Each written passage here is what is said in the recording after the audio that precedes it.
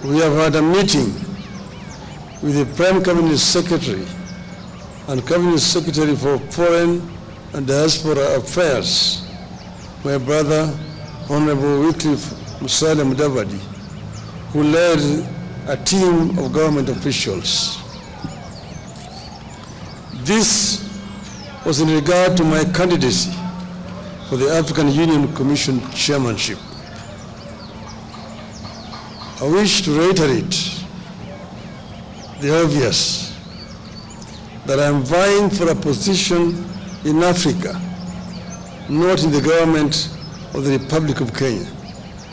But I need the endorsement of the government of Kenya for that African position.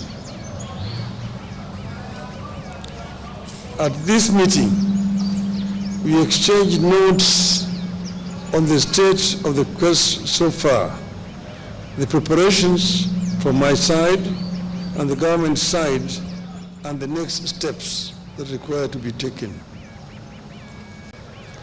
The Honorable Prime Cabinet Secretary shared with me the situation and levels of preparation and commitment in the government.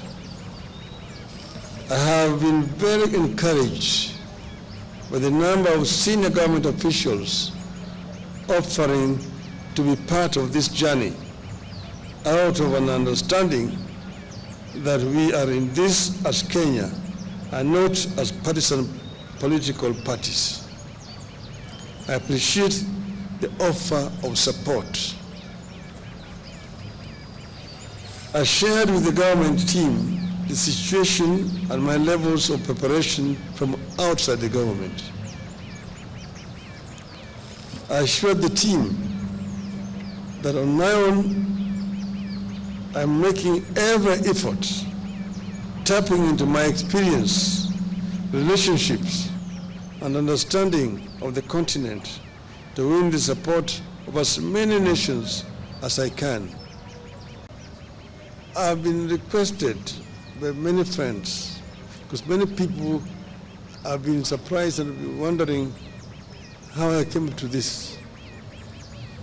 Many of my friends from outside Kenya approached me and told me that this position of AU chairmanship is becoming vacant next year. They have looked around the continent and feel that among the people who may offer themselves, you have the best credentials to take this organization forward. After lots of soul searching and consultations among my colleagues and friends, I made the decision to agree to accept the request. As you know that I had been the African Union High Representative on Infrastructure Development for 5 years. That position gave me an inside picture of what is happening in the AU, what the potentialities are in the AU, what are the challenges, and what are the weaknesses that they exist there. We agreed that coordination and synergy are going to be critical as we embark on the next critical steps that include the submission of my application.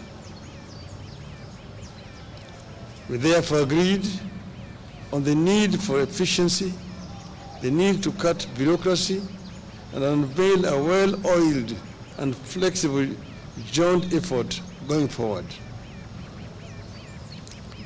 Like all campaigns, plans emerge and change suddenly.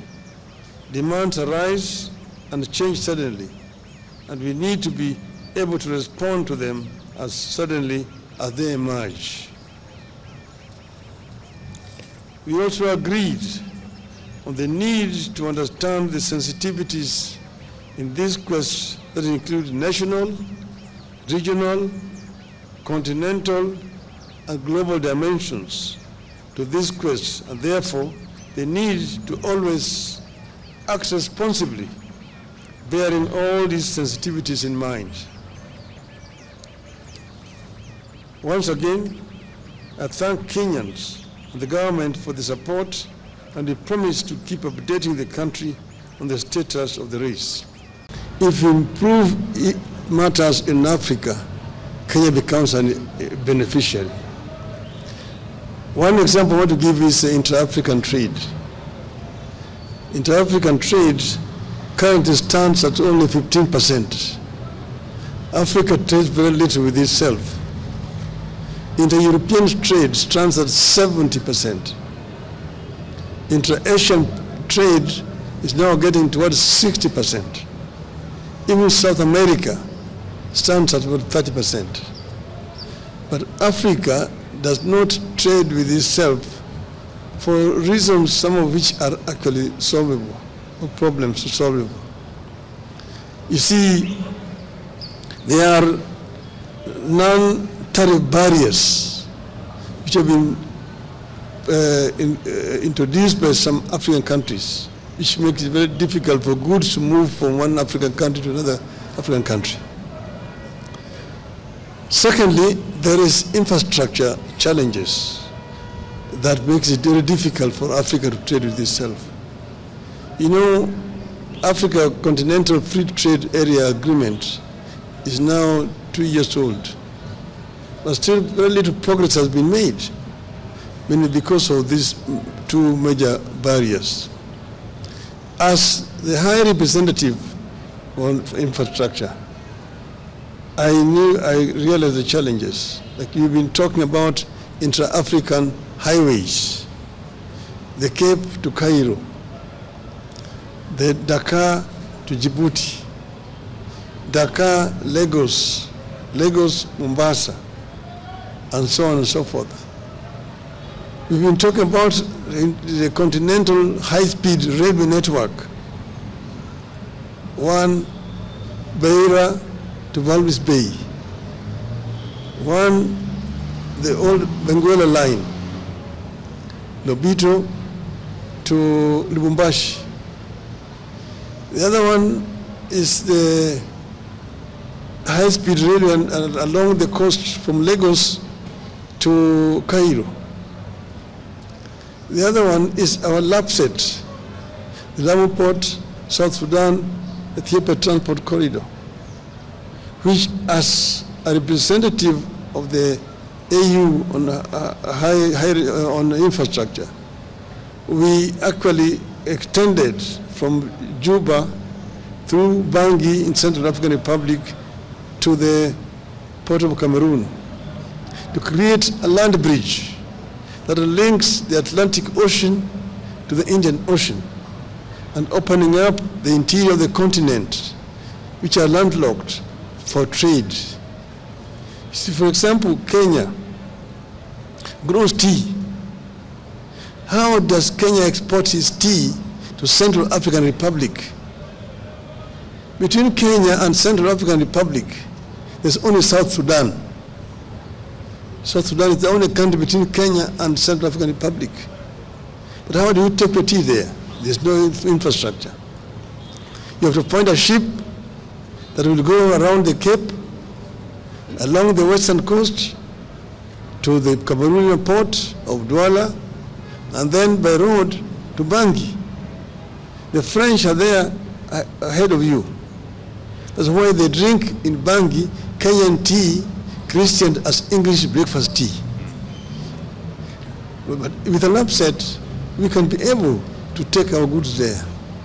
But this infrastructure cannot be developed country by country. You need to have a mechanism at the center that is coordinating funding for the infrastructure. If you want to do the LAPSET, Kenya can only do its part up to the border with South Sudan. Then South Sudan needs to take it from there to the border with Central African Republic. Central African Republic takes it to Cameroon and to reach there. But you need a center to be able to coordinate funding, to mobilize funding for this infrastructure development, which are cutting across the continent. That is why those things have not been done. Afro-optimists are those who believe in the ability of the African people to develop Africa. That Africa, the richest continent on the planet Earth in terms of resources, is also the poorest in terms of development. This is the paradox that we want to solve. We want Africans to be able to take charge of Africa.